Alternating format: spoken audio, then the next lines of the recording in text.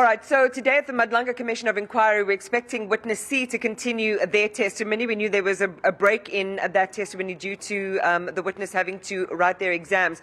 But it all again perambulates around the events of the 6th of December last year with the arrest, the high-profile arrest of alleged criminal mastermind KT Molefe. So 3 testimonies yesterday. Brigadier Lesiba Molefe, who's the head of the Hawks Tactical Operations Management Section. This is known as TOMS. You'll hear that come up a lot. Captain Barry Kruger, who's also a member of TOMS. His testimony was really interesting as to why he drove all the way from near where we are, all the way to Johannesburg, to the Sandhurst home of KT Molefe to find out what was happening with this arrest being effected. And Captain Maxwell Wonder, who's a former PKTT member who was seconded to the Gauteng investigative detectives who were looking into the murder of Aman Swat. Now, these are all interesting. Let me bring in Eldred de Klerk before I bring in our senior reporters, Yanda and Ngobo, to unpack exactly how things unfolded and how it relates all the way back to Hawks head, General Godfrey Labia. Eldred, good morning. So it was so hard, I think, in listening to the trio of testimonies yesterday to pick out one theme because there were so many things to talk about. But what I want to go to is Brigadier Mokwena's testimony, because it's about what catalyzed the observation or the swarming in of those Hawks officers to the arresting scene and the chain of command as to what led to their presence there. And there are a couple of red flags that are raised. The one is, he was saying that he got a call from Lieutenant General Patrick Mboto, who's the acting deputy national head of the Hawks. And that Mboto apparently got a call from the head of the Hawks. This is Godfrey Labia, who we understand then had been given a tip-off by a high-value informant to the fact that this arrest was now being effected. What did you make of that choreography and sequence of events as related at the Commission yesterday? Indeed, that's the central question. Why did they go? On whose behalf did they go? Was it simply trying to figure out whether this is a legitimate police operation or is there more to the story? And the only people, Iman, that can really answer this as the acting head of the Hawks and the head of the Hawks. They have to come and explain again, or I think for the first time, we would have to address those questions directly to him, as to say, yes, you got it from a confidential informant. We don't need to know the identity. What did the confidential informant tell you and why did you legitimately go? Was it simply the fact that they used your name, or was there more to the story? Because the allegations all along has been that they intervened on behalf of criminals.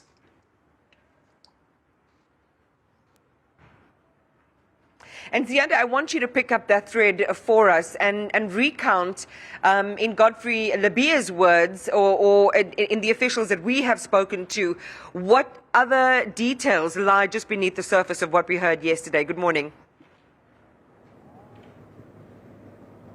Good morning, Iman. But before I get to what Godfrey Labia told Newzroom Afrika in July in response to KZN Police Commissioner Nhlanhla Mkhwanazi's 6th of July briefing, I want us to go back to this point about why Captain Kruger and his colleague had traveled all the way from where they were, which was an hour away, to go to KT Molefe's home, despite questions around, well, why couldn't the local police station, either in Sandton or Randburg, Sandton or Rosebank rather, have been called to go and verify whether or not these are bogus cops? Because this became a critical issue when you look at the timelines that were really pressed upon by Commissioner Sandile Khumalo, who said, well, if you look at the WhatsApp messages, there was a group that was created between the Hawks officials. Firstly, there were questions around why there were so many people that were sent there.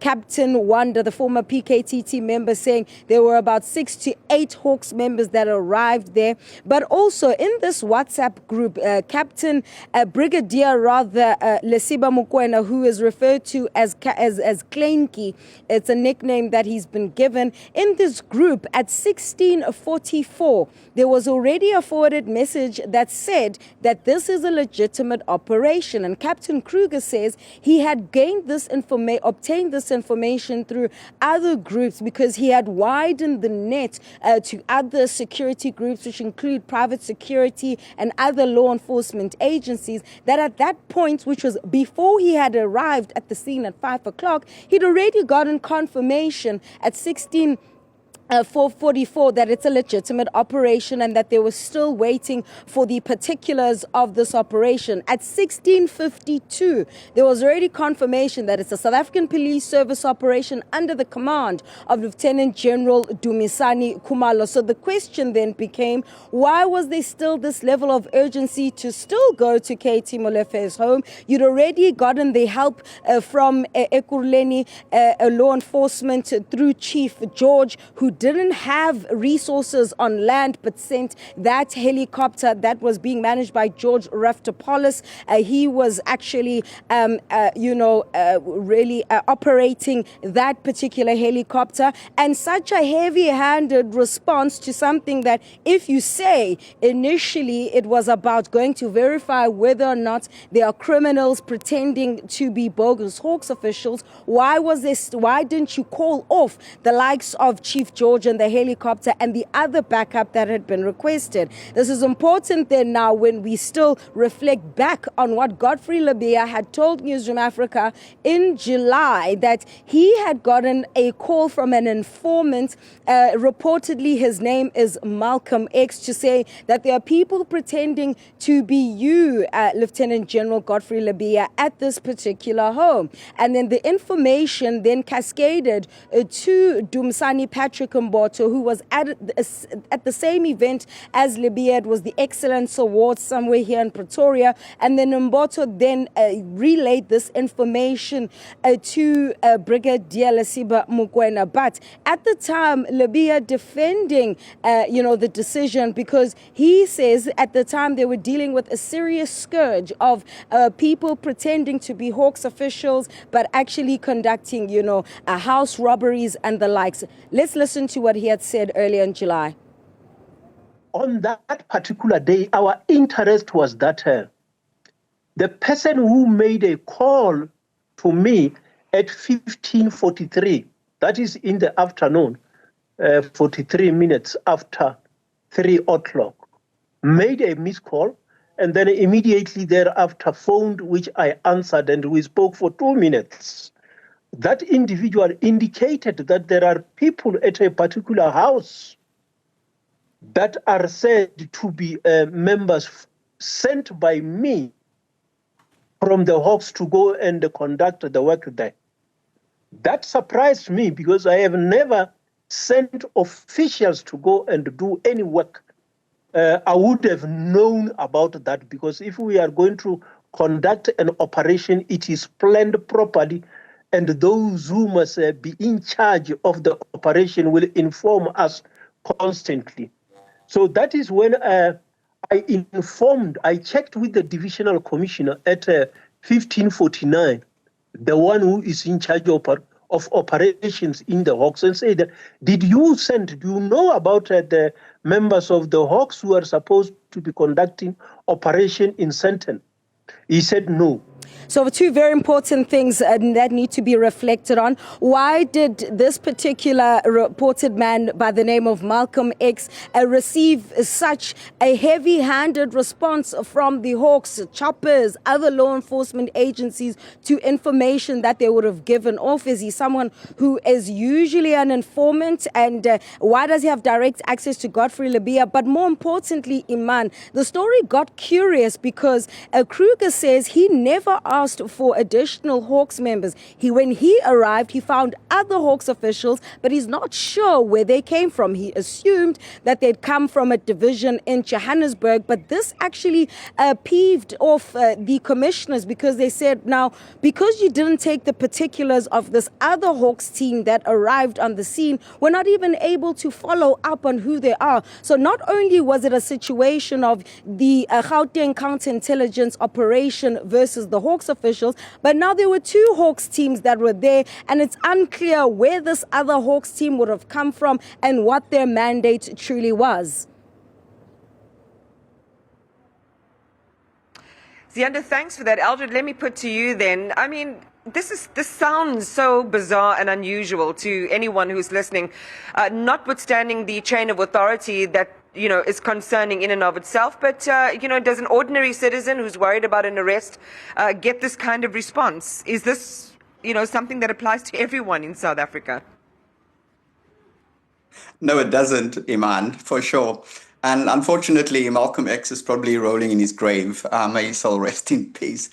One of the things that I think is critical to point out, Iman, is that one, you never, as a police officer, go into a situation that is unknown without backup. So what the captain and the constable from the Hawks did when dispatched, and that is to contact local support teams that they knew of as part for the cause. The second thing that is missing in this equation, or that we all have to understand, is that if there's some other reason or motive for you sending somebody to verify, and you insist that it's these two people that go, nobody else, that they rush there, get to understand what's going on, and obtain as much information as they can about the nature of the operation, what's going on, what do they have, who they're after, then it suggests that you don't trust a lot of people to do that particular task for you.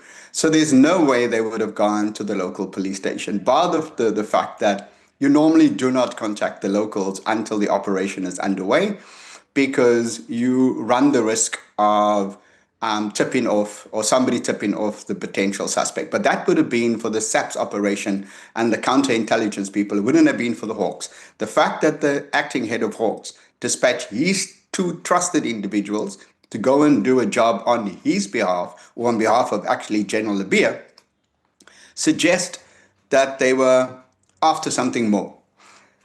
But it is par for the cause to ensure that you have backup. So there's no surprise that he would have, the captain would have used his network to alert other people in the area, including reaching out to the traffic officer in the helicopter, which seems a bit much, to go and, because you couldn't from the air say what's happening on the ground, unfortunately, unless you had people on the ground.